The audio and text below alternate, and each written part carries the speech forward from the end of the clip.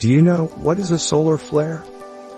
Watch till end to expand your knowledge. A solar flare is an intense eruption of electromagnetic radiation in the sun's atmosphere. These flares occur when accelerated charged particles, mainly electrons, interact with the plasma medium. They occur often, but not always. The size of a typical solar prominence is on the order of 100,000 kilometers, or 10 times the Earth's diameter. It can disrupt satellite communications and may knock out electricity on Earth. Thanks for watching. Our sun's magnetic field flips approximately in every 11 years. Watch till end to expand your knowledge. It happens at the peak of each solar cycle, as the sun's inner magnetic dynamo reorganizes itself. During the flip, the sun's polar magnetic field will weaken all the way down to zero, then bounce back with the opposite polarity. Due to this, the heliosphere current sheet becomes very wavy. As Earth orbits the sun, it travels in and out of the current sheet. It can create upticks in the impact of solar storms here on Earth. Thanks for watching. Astronomers first started to observe stars in telescope. They divided into color classes: white, yellow, red, and deep red. Later it was realized that things made more sense if stars were categorized by surface temperature. So we now have O, B, A, F, G, K, and M stars. This classification system is called the Harvard system. This classification based on temperature is actually derived from Wien's law regarding blackbody radiation. Hotter objects like O and B stars are blue, and cooler objects like K and M stars are red. Also, hotter stars tend to be larger and burn brighter, with additional heat resulting from the fact that so much more fuel being burnt.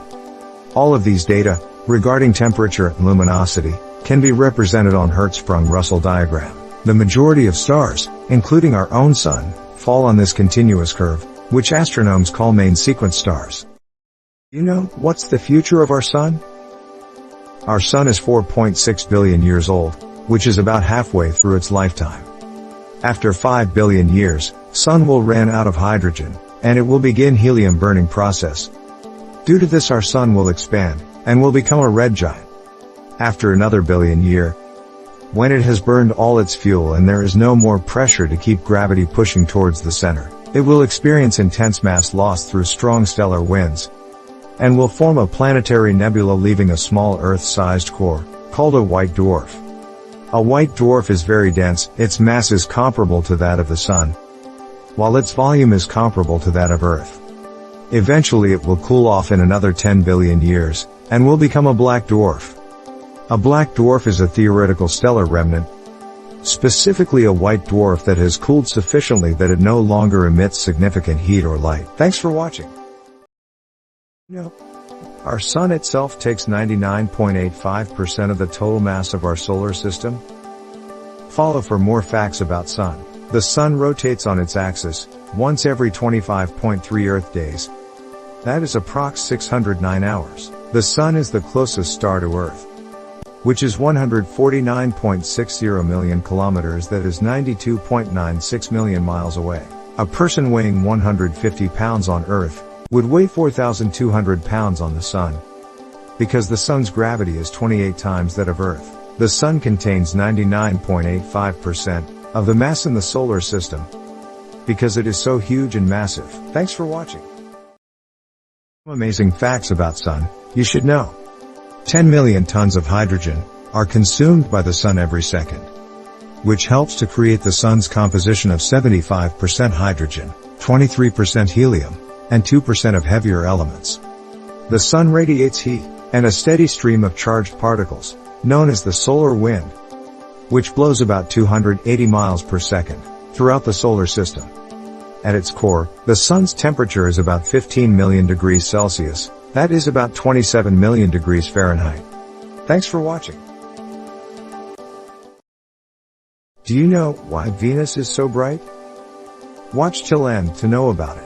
Venus is the closest planet to Earth, but that's not the only reason why it's so bright. During the window when Venus can be seen from the Earth, which is within a few hours after sunset or before sunrise, it is the brightest object in the sky other than the moon. This intense brightness is because its thick atmosphere, which reflects more than 70% of the sunlight, that reaches back into space. Venus's massive atmosphere is 90 times larger than that of Earth's, which has mostly carbon dioxide with some nitrogen, and trace amount of water vapor. Venus's atmosphere also has a thick layer of sulfuric acid clouds, which gives its distinct yellowish appearance. Thanks for watching. You know why Venus is the hottest planet in our solar system? Most people think that this would be Mercury, as it is the closest planet to the Sun.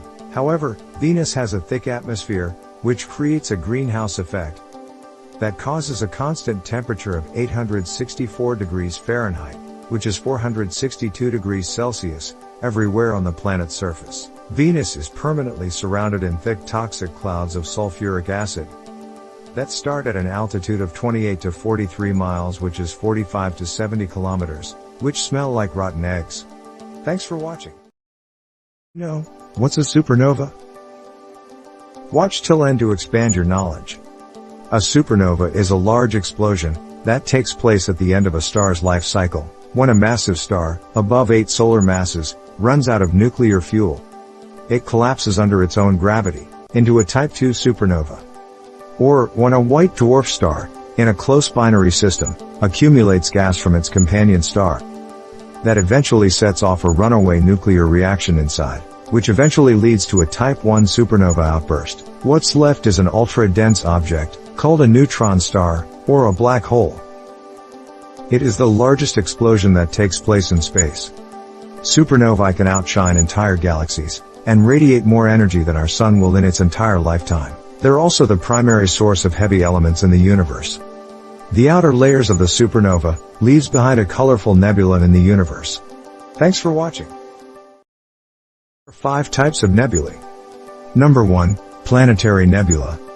They are formed when an average-sized star, like our Sun, blows off its outer layers after it has run out of fuel to burn. Number 2, Emission Nebula. An emission nebula is a nebula formed of ionized gases that emits light of various wavelengths. The most common source of ionization is high-energy ultraviolet photons emitted from a nearby hot star.